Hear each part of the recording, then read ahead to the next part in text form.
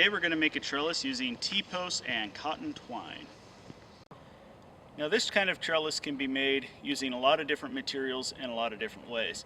This isn't necessarily the best way, but it's the best for us because it's using the materials that we have on hand. And it'll do just as good of a job using any other material. So typically when you're trying to put a T-post in the ground, you're looking to go vertical. But as you can see here, we're going to go at a bit of an angle to try to make sure that we can grow peas on both sides and use as much room as possible. So we're going to take a minute and pound a few T-posts in the ground.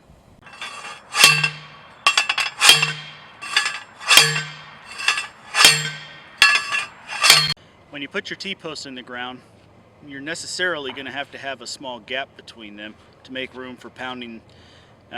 You could have used a sledge on top, but having this gap is actually beneficial because now if you push them past each other, now they will push against each other and provide a little bit more stability.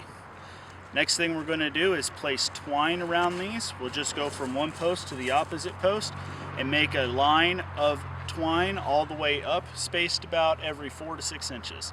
Remember that you want to make your first line very close to the ground so that your early peas have something to grab onto.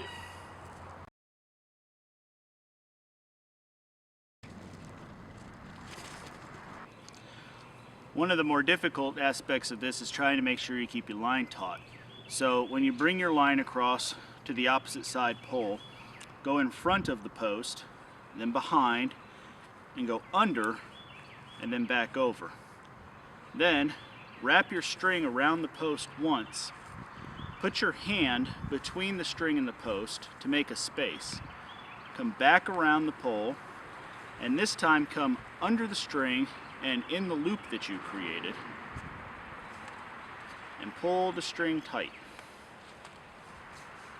That will keep the string tight for your next run.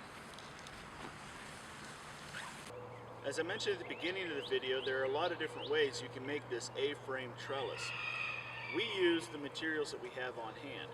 Other people would make an A-frame trellis doing things like making a rectangular frame and then stretching chicken wire or hardware cloth across the frame and then placing two frames against each other to make the same A-frame.